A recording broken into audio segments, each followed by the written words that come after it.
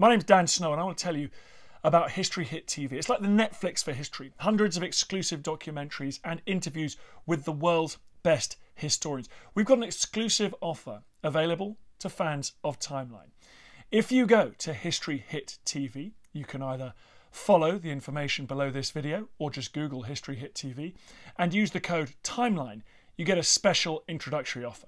Go and check it out. In the meantime, enjoy this video.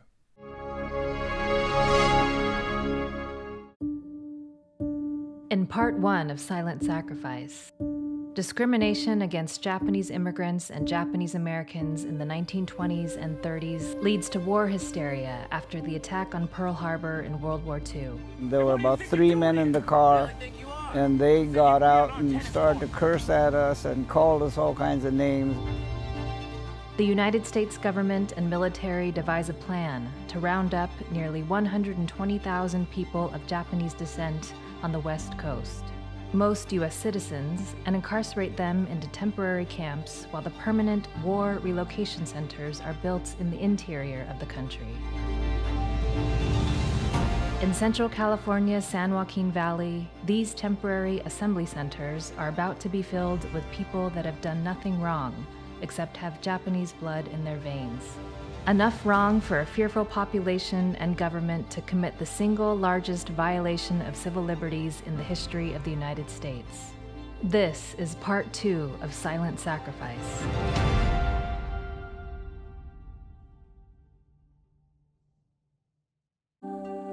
Funding for Silent Sacrifice was made possible by grants from Japanese American Confinement Sites Program of the National Park Service and California Civil Liberties Public Education Program. Major production funding provided by the Larry and Alice Kitahara Foundation, Nisei Farmers League, and Sun-Made Growers. Sun-Made, snack as nature intended, as well as through the generous support of these individual and business donors.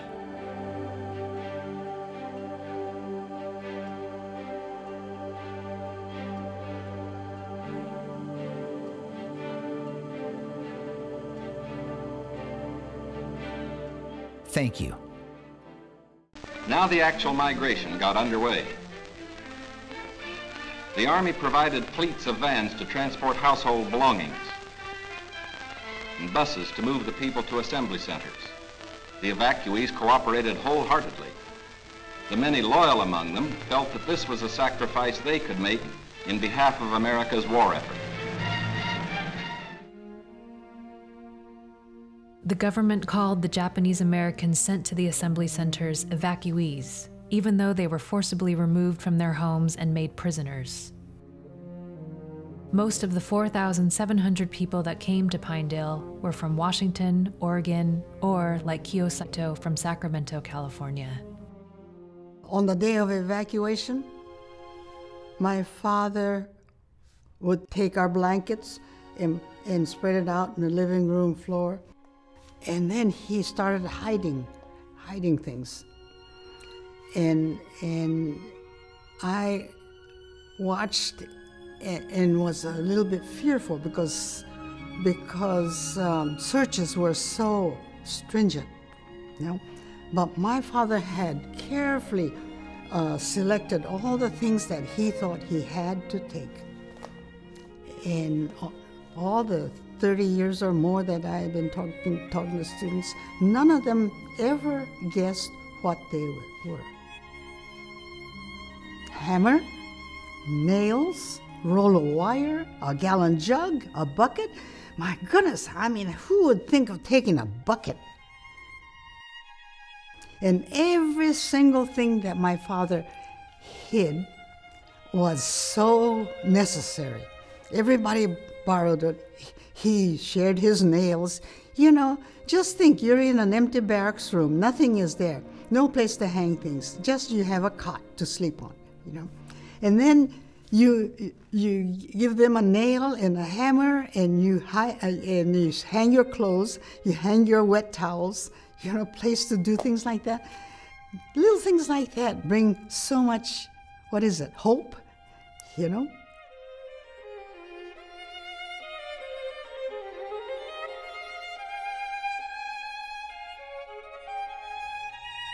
In total, 13 of the 17 assembly centers built in the West were in California.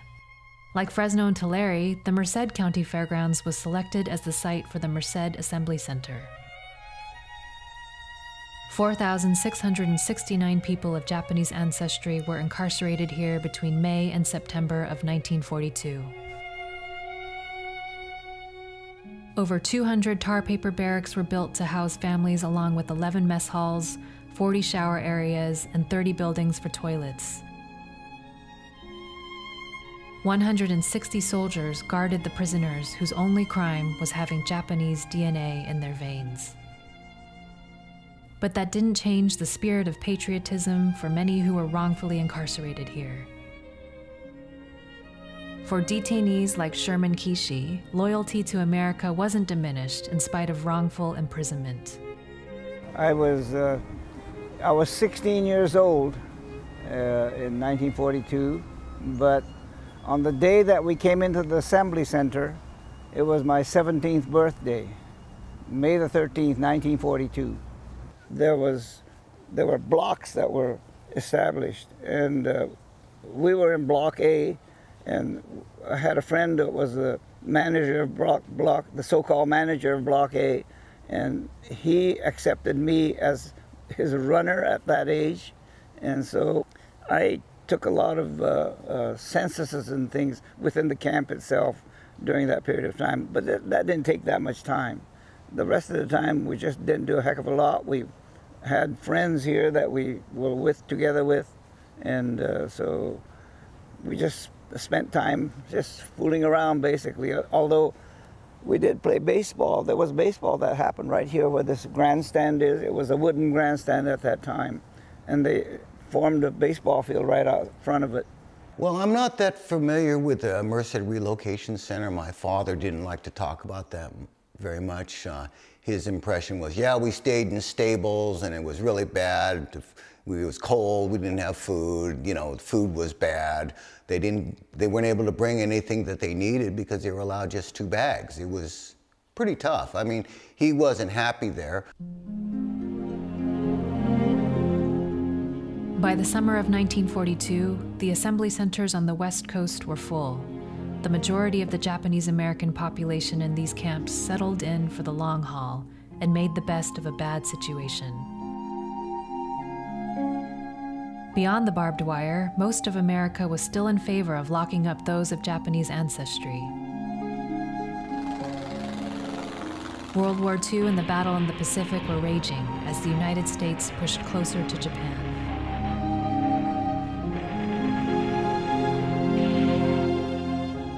But not everyone was in favor of what was happening to Japanese Americans in the summer of 1942. Mine Matsumoto grew up in Clovis, California, and her family was loved and respected in this small town with strong Western roots and a cowboy way of life.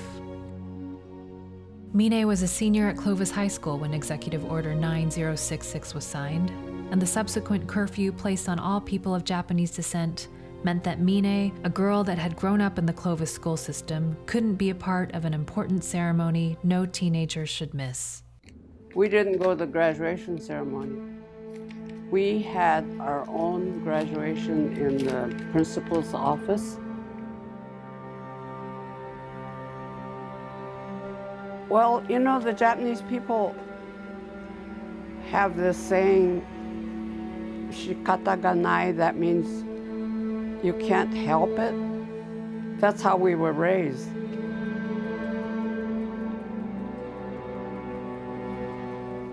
I'm sure I was very hurt because I was making my dress for the graduation.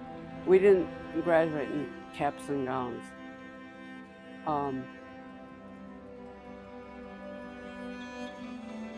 But as I say, it just couldn't be helped.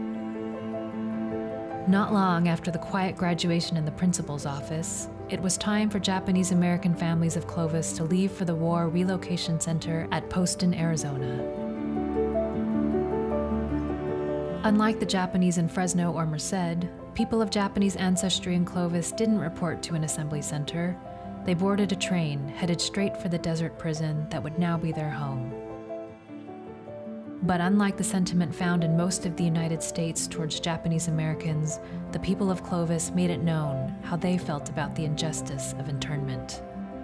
The church ladies from the Methodist Church and the Baptist Church had punch and cookies for us. And there were two girls, they were like sophomores, Betty Pendergrass and Cassie Wheeler. And they were there saying goodbye to all their friends, and both of them were just, we weren't crying, we might have been crying, but they were just crying and saying goodbye to all the friends. And I know that there were other people there saying goodbye to us. They gave us all a letter from the community. It just said how sorry they were that we were leaving and that they'll wait for us to come back. But I remember my dad telling us, don't ever expect to come back to California. Pinedale was so totally different, you know. I still remember so clearly walking through that gate, and there were guard towers with two guards and a machine gun at each guard tower. And as we went through there, you know, I was holding, all crowds of people had gotten off the bus. And we were all going through there, and I'd look up, try to glance up to see what they were doing up there. And I thought, there they were, guarding these dangerous criminals down below. In Tulare, California, 45 miles south of Fresno, the assembly center here housed 4,800 Japanese Americans and immigrants from Southern California and the nearby California coast. In September of 1942, the population of the Tulare Assembly Center was sent to the War Relocation Camp in Gila River, Arizona, a hot, sprawling place in the desert south of Phoenix. For a short time after, the Tulare Fairgrounds site was used as a military training area, then converted into a Nazi prisoner of war camp until 1946. Between December 11, 1944 and January 24, 1946, 245 Nazi prisoners were kept here and worked agricultural jobs on nearby farms.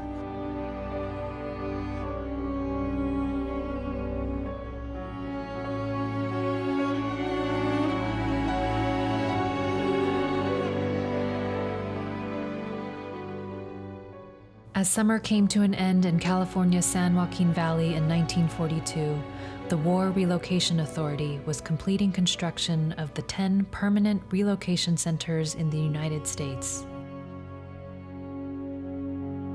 The government used terms like evacuation and relocation to publicly describe what was happening to these Americans.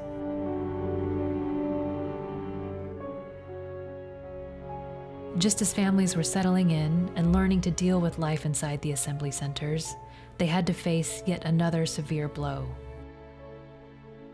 With construction complete on the permanent sites by the WRA, internees were abruptly gathered up, put onto trains, and sent to one of 10 relocation centers across the country, prolonging the misery of wrongful imprisonment and the uncertainty of what would be left of their lives, when and if this would ever end. And I always remember the story that my mother shared with me, that she was sitting next to her mother and my grandmother on the train that had blinders on both sides. So she pulled the blinder up a little bit so she could take a peek out of the bottom of the train window, and she could see these signs from the local racists and bigots saying, you know, get out of California, never come back to Fresno. And so my mother asked her mom, you know, Mom, what's going to happen to us? You know, they had to take a 4-day train ride to Jerome, Arkansas, And on the way, she was very scared. She didn't know what was going to happen. She was, are we going to have to go through what the Jewish people have to go through in Germany? And she goes, no. She goes, this is the greatest country in the world. All immigrants have to pay a price. This is the price that we have to pay as Japanese Americans. So we'll go to these camps, we'll prove how loyal we are, and we'll come back home. I remember this train ride. To Jerome. And I remember we had to pull down the shades whenever we entered a town area where people lived. I know, we couldn't peek out. No, we couldn't. But I saw Calexico. And then when you had to make a pit stop, they'd stop out in the middle of no place, and we'd find a bush somewhere and go. From the camp? Traveling from Assembly Center to Jerome. Didn't they have the bathroom they call a latrine? I don't remember a bathroom. In the train? Maybe they did. I don't remember it. Oh, with the children must have been horrible. I don't remember a bathroom. I couldn't have held there for 2 days. Oh, no. They'd stop out in the middle of no place.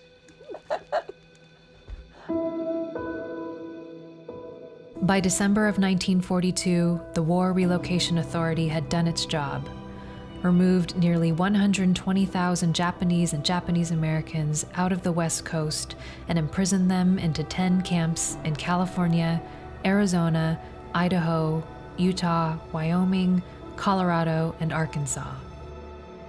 For the United States of America, fear had become stronger than justice.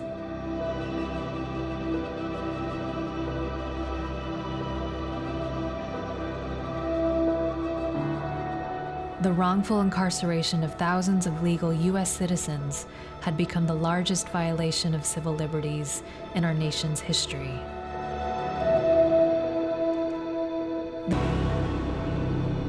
Ghostly remains of buildings are all that's left to prove that this really happened in our history. But there is one relocation camp that was preserved to honor the memory of all who suffered. Well, I think one of the things that's important about remembering what happened during World War II to Japanese Americans is that 2/3 of the 120,000 people that were confined during World War II were American citizens. And for me, at the end of the day, Manzanar is really about the fragility of our constitutional rights. If it could happen to Japanese Americans in 1942, it could happen to any of us.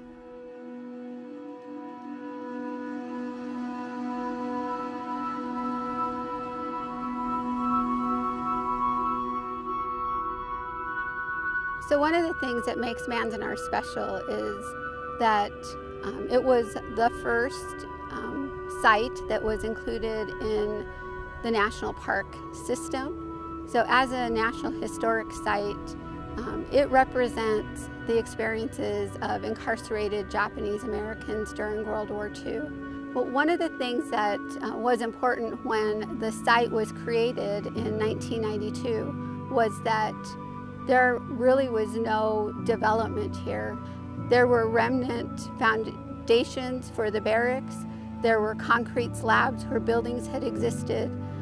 And the building behind us, the auditorium, was still intact, as were two rock sentry posts at the historic entrance and the cemetery monument at the west end of the camp.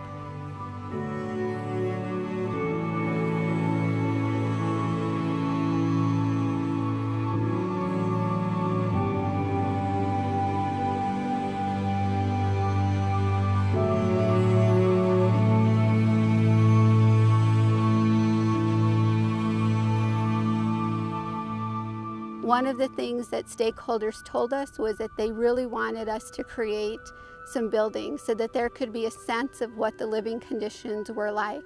So we'll be seeing some of the reconstructed barracks. Those barracks are constructed on the same location that the original barracks were constructed on. In December, we finished the construction of a women's latrine building on the concrete pad that it originally existed on.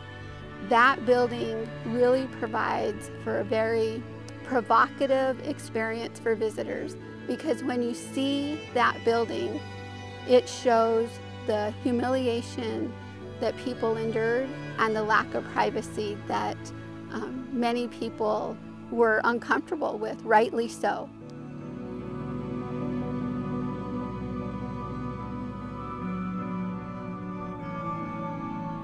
In 1943, life within the camps had become established, and in the true spirit of Gaman, prisoners had adapted to make the best of it.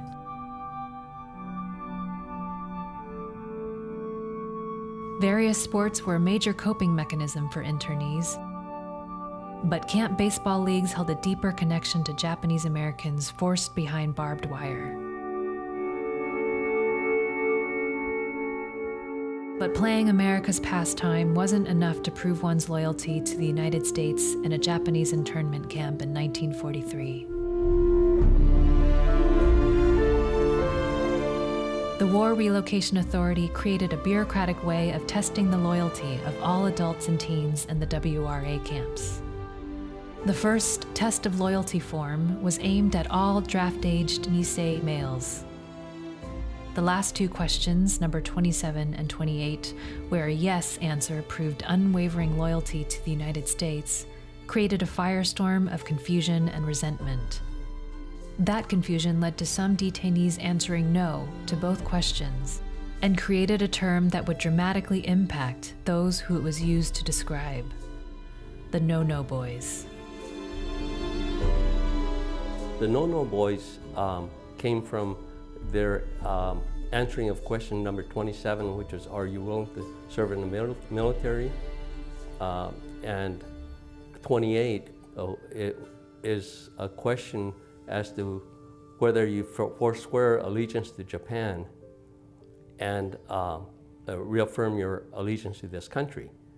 And a lot of people didn't know how to answer that question, like my father. He was born here, had American citizenship. He had no allegiance to Japan to forswear, and then he is loyal to this country, but how do you answer it if you never had a loyalty to Japan to start with? And so he puts, I don't know. And then he scratches it out and puts yes on there, but the damage had already been done. Nono boys were denied early clearance from the camps in 1943, as the WRA began to allow internees who passed the loyalty questionnaire to leave the relocation centers early, as long as they didn't go back to the West Coast.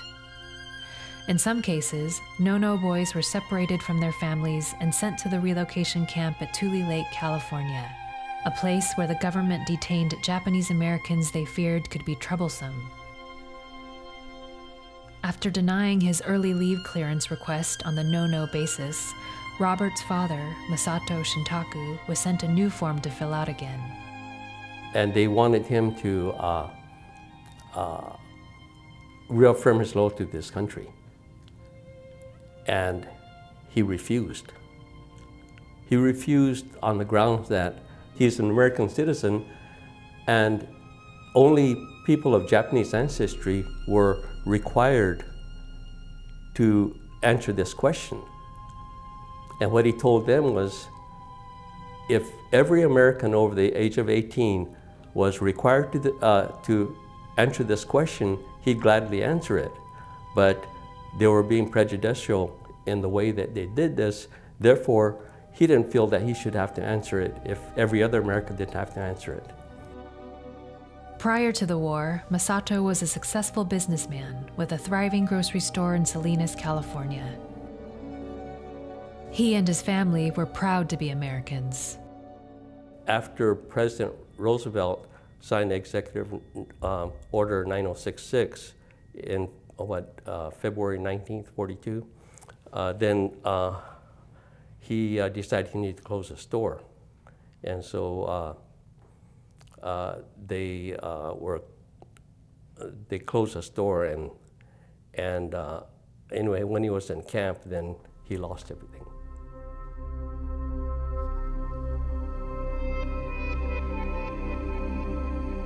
Stories of loss for the nearly 120,000 Japanese and Japanese Americans during relocation were many.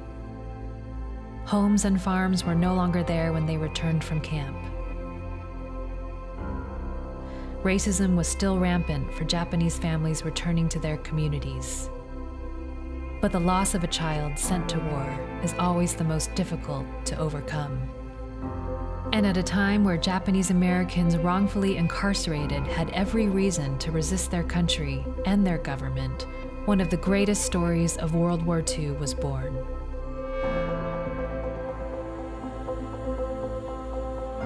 Early in 1943, as the war raged in the Pacific and in Europe, the need for more men to join the fight was real. Despite martial law in Hawaii and mainland Japanese American men being sent to internment camps, their desire to fight for their country never waned, and many answered the call when they had every reason not to. On February 1st, 1943, the U.S. government reversed its decision banning Japanese Americans from serving in the armed forces, and the 442nd Infantry Regimental Combat Team was created, made up almost entirely of Japanese American men from Hawaii and the West Coast. Important and decisive battles. And each time, these men of the 100th Infantry Battalion and the 442nd Combat Team have been right out in front. At the same time, these men are also aware of the great prejudice against them because of the war in the Pacific. They know that there are people back home who make no distinction between them and the Japs we have fought at Tarawa, Saipan, and the Philippines. And that's why these men originally volunteered, and why for 11 long months now, they've been in continuous combat. They've wanted to prove to other Americans how wrong it is to judge a man by the pigment of his skin or the shape of his eyes.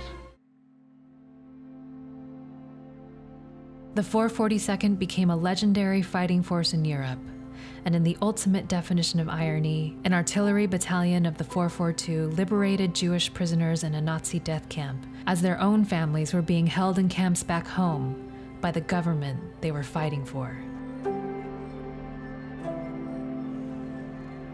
After World War II had come to an end, the 442nd Infantry Regimental Combat Team became the most decorated unit for its size and length of service in the history of American warfare.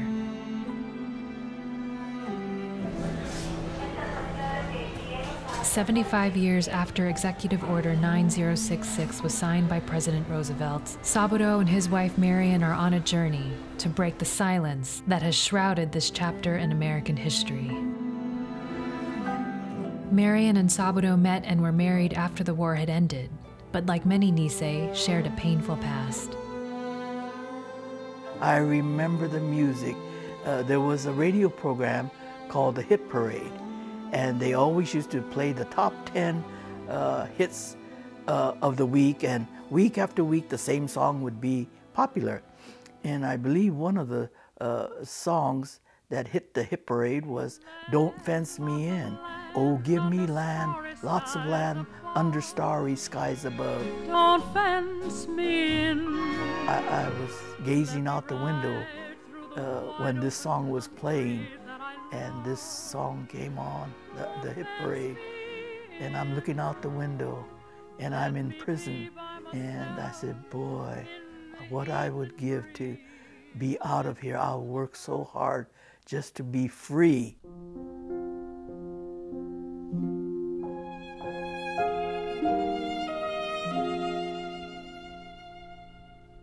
The silence many Japanese Americans held for decades after the war wasn't always about the relocation itself. There were dark days and nights inside the barbed wire of the camps, and too many times the crimes of men went unreported and left generations of suffering. There were girls being raped and there was girls getting pregnant, but you'll never hear these stories because of the shame involved. In our culture, we don't bring shame upon our family and our community. So this was kept under hush hush, and nobody spoke about it. I tell my story of being molested, not raped, but molested by an East Bay man. I was just 10 years old, and sleeping. My sister and I were invited to spend the night with a friend, her friend, my sister's friend, and these beds were all side by side, and this man, he just leaned over his wife and just, you know, did what he did, and just traumatized me. And you know, I couldn't scream. I was just, nothing would come out of my mouth. I was so traumatized. I saw his face before me for many, many years. Matter of fact, it was at the Tule Lake pilgrimage that all of a sudden I didn't see his face anymore. And that was, I attribute that to my being able to share my pain. I was able to tell people what happened to me, and so it was not festering within my body anymore. It was out there. So now that it was out there, it didn't. I didn't see his face anymore, and that was a miracle. The indignities of life in the prison camps sometimes continued even in death. The sheer lack of human compassion from those running the war relocation centers at times was staggering. My grandmother passes away they knew that even at the Little Rock Hospital she wasn't going to make it, so they sent her back to Jerome to be with her family. And she passed away in the camp at Jerome, Arkansas. And it was, we have a photo of her coffin and all the internees. Well, in our culture, in the Buddhist culture, with most Japanese Americans, we cremate, you know, our loved ones. And so they didn't have a cemetery in Little Rock, Arkansas, so they sent her body to Hattiesburg, Mississippi. And about 2 months later, in a Folgers coffee can, comes this, to her barrack, comes her mother's ashes. And so my mom lifted up the lid of the Folgers coffee can, and on top of her mother's ashes was a piece of paper. So she thought it was her name, and so she opened up the paper, and all there was on the paper was the words Jap woman. And it really crushed my mom to see her mother being reduced to this label. And but at the same time, what came flooding back to my mom was this wonderful speech from my grandmother when they were going to Arkansas, that this is the greatest country in the world, all immigrants have to pay a price, we'll prove how loyal we are and come back. And her mother, the inhumanities of her death didn't even stop there. I mean, they had to label her with this racist label of just being a Jap woman.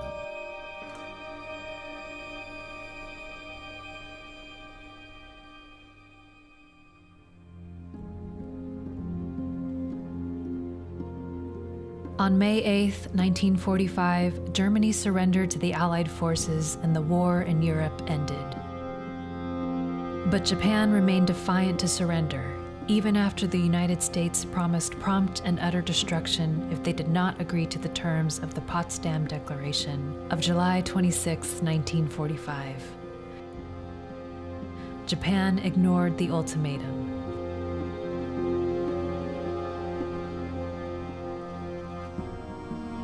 "11 days later, America made good on its word.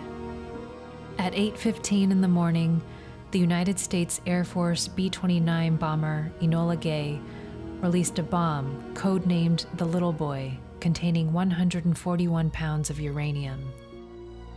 It took 44 seconds for Little Boy to fall from the release altitude of 31,000 feet to its detonation point 2,000 feet above the city of Hiroshima, Japan.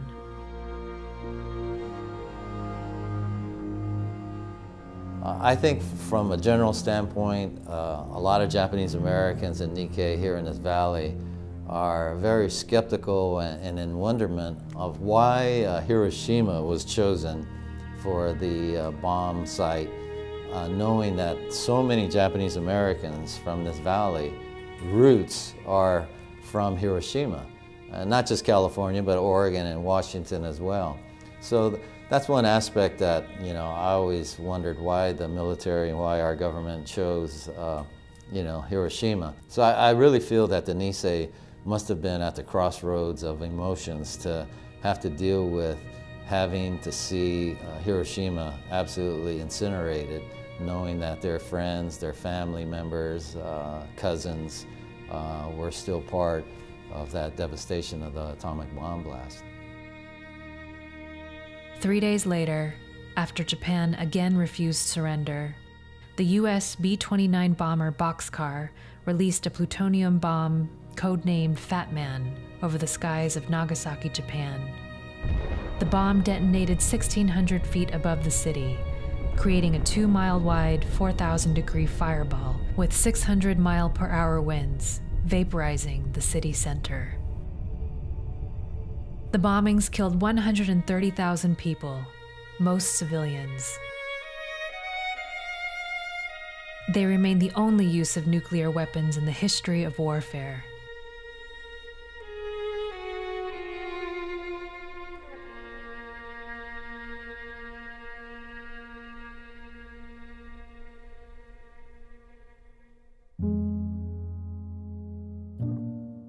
After World War II ended and the camps began to close, life for Japanese Americans returning home wasn't easy. See, my dad never did recover financially. We went to Texas with nothing. We moved from San Benito to Uvalde, Texas. I remember like in April of '56, the total income we had, because I remember hearing my parents talk, the total income we made in April of '56 was $10. There were a family of 8 then, 8 of us. I don't know how they made it. There was city councils said that they didn't want Japanese back. Most of the city councils did. That included, I think, Atwater and Livingston and Turlock. We went to a grocery store one time, and my poor father, there was a white guy that came in and just gave him a hard time, cussing him out. After we got home, yeah. And I wanted to get some groceries, but my father said, we better go. So he shuffled us out and we all left. Creates a lot of anger. I was very angry about all this. But the interesting thing about it is my father, he really didn't like that type of attitude. He was very animate about me well, it didn't happen to you. You have nothing to do with this. You shouldn't be angry. He says, it happened to my generation. And we got over it and we put it behind us. He says, you can't dwell in the past. These are the kind of things that set you back. As the years passed, life for the thousands wrongfully imprisoned moved on. The Nisei Generation began to have children of their own. The work of groups like the JACL pressed on. In Central California, new organizations were formed, like the Nisei Farmers League, protecting the rights and properties of Japanese American growers. But through all this progress, a silence about what had happened during the war remained. Stories of the incarceration experience were not openly shared within the Japanese community or even within families. And I'd never been able to get any information out of my dad. Did you try? I did. I remember. It's okay. It's okay. I know. How old were you when you started trying? In my 20s.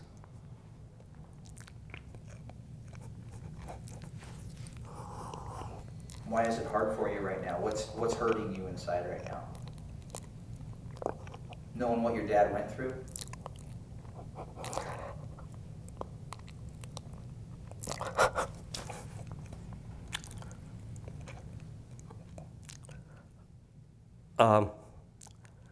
Yeah, but see, I think I asked him twice. And both times, I got the only answer I got was a very pained look. So the second time, I realized it's not a question I should be asking.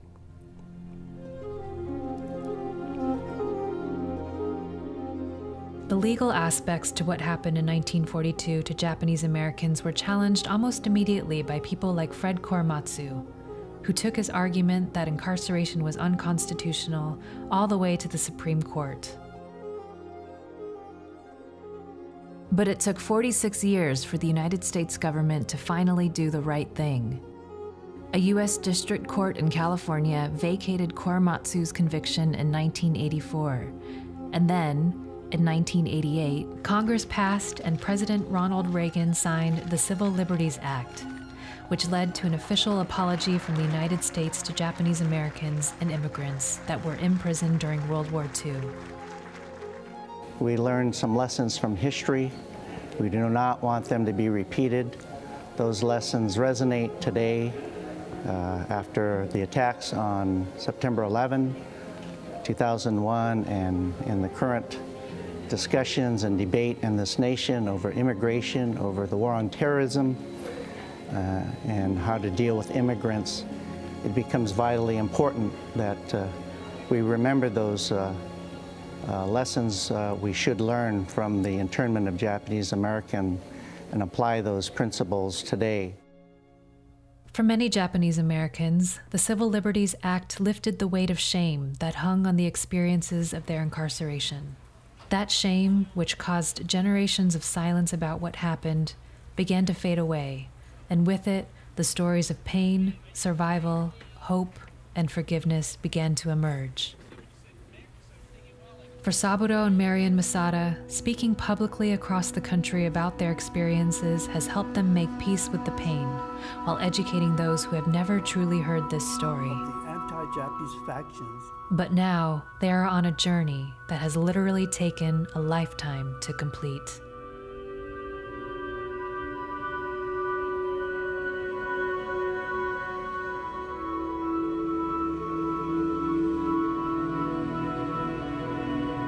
This is McGee, a small town in southeastern Arkansas close to the site of the Jerome Relocation Center Saburo was sent to as a boy.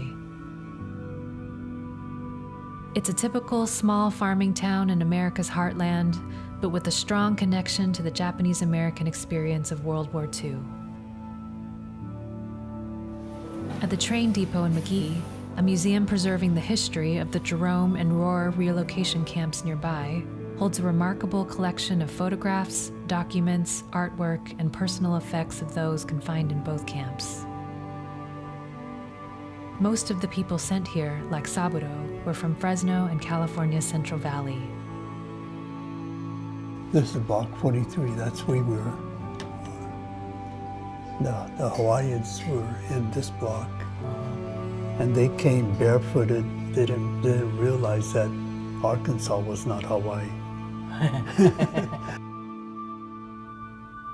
At the time of internment, 17,000 people of Japanese ancestry were held in the Jerome and Rohr camps. The camp at Jerome, where Saburo and his family first came after leaving the Fresno Fairgrounds Assembly Center, was converted into a Nazi POW camp in June of 1944. The nearly 8,000 living here had to pack up their belongings and move once again to either the nearby camp at Rohr or back to Arizona to the Gila River Relocation Center south of Phoenix. Collections like this tell the stories of the incarceration in very personal ways. From artwork made during confinement to images that document the struggle and hope to overcome life behind barbed wire. As Saburo and Marian discover, a single photograph is like a time machine, taking us back to moments that never really fade from our minds. Here, a photo hangs on the wall, taken the day after Saburo's father's funeral, who died in the Jerome camp not long after arriving from Fresno. See, Mary, this is a picture of my father's funeral. It turned extremely cold when we arrived, and 21 days after we arrived, I think it was snowing too, but he caught pneumonia, and he died. And the day he died, the pot-belly wood stove showed up in our barrack. My mother and her 7 children, right there behind the casket. All those flowers were artificial flowers made by the camp people. This is block 43, where our barrack was. There were 7 of us and my mother.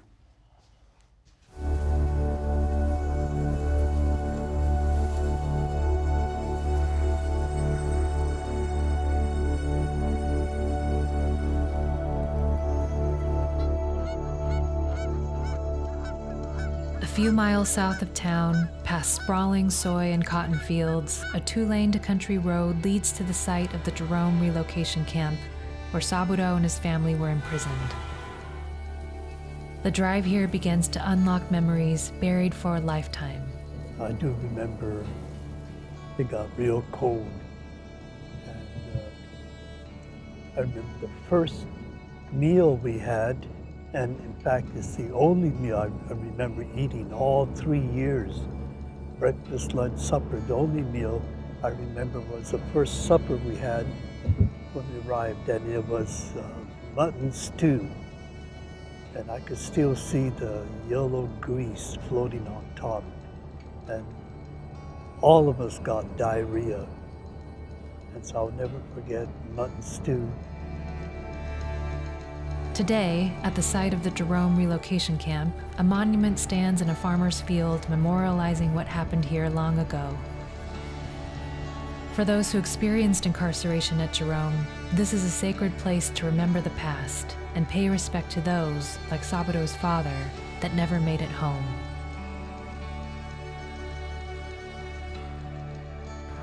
Lord, bless this memorial and help people to know that this should never happen again. Bob, sorry about your being here and you died away from home.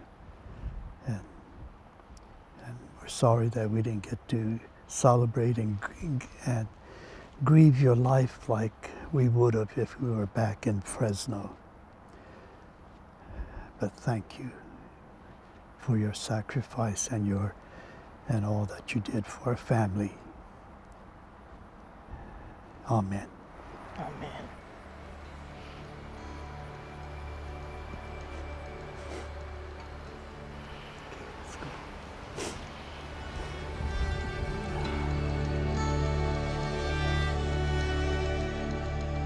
In June of 1944, as Jerome was converted into a German POW camp, this rare color film footage captured the closing of the Jerome camp. It also captured images of a tall brick smokestack that vented the boiler in Jerome's hospital building. Today, that smokestack still stands in a field near the memorial, a sobering reminder of what happened here, and a beacon for those searching for a way to heal and move on.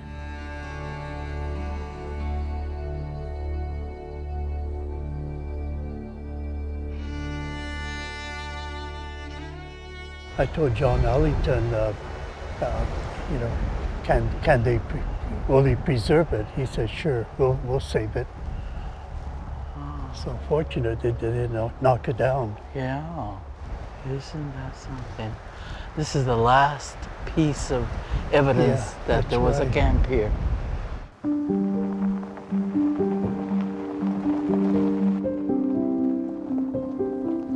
20 miles north of Jerome, Arkansas, a small cemetery stands at the site of the Roar Relocation Camp, where Saburo remained until the war was over.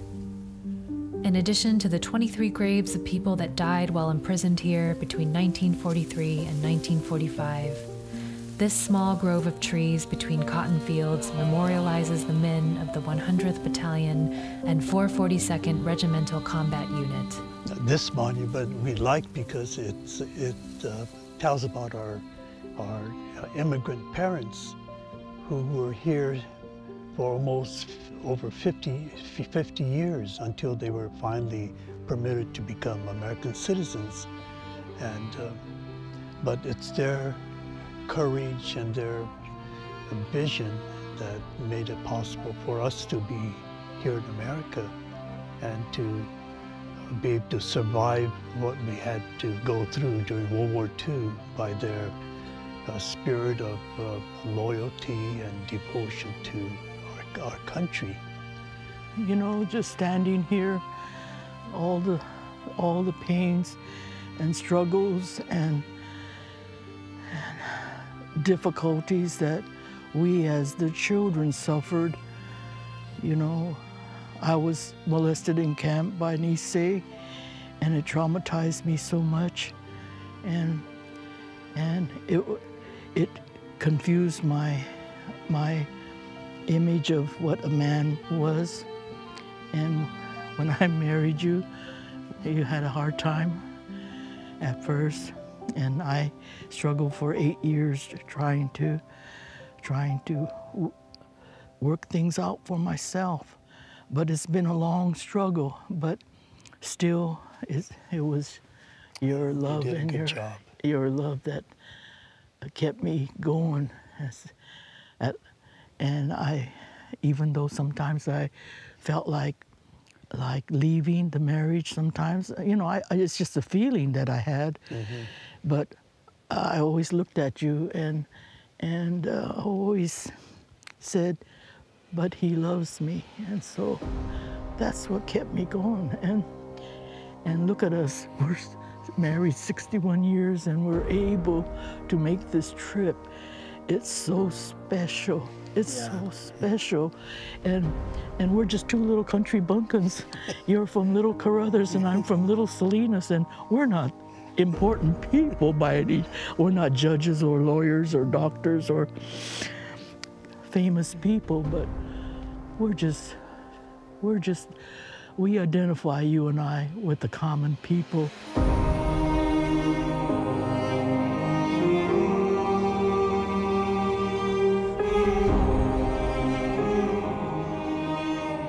And we're survivors. We survived it.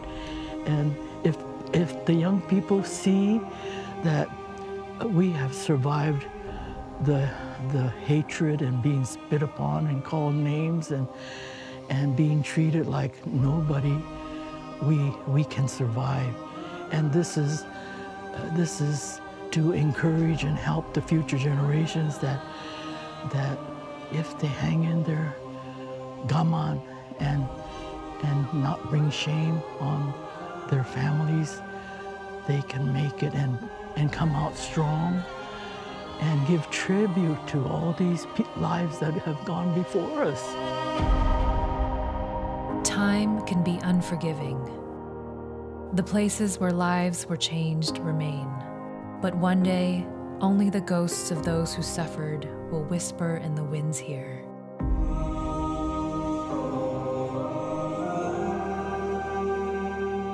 The stories of those who lived through the incarceration must go on. Honoring what happened, no matter how painful, is the only way to heal and prevent this kind of injustice from happening again. The Japanese-American experience of World War II left a scar on generations and in the soul of a nation. History is a journey never completely behind us. It can light the path we walk tomorrow.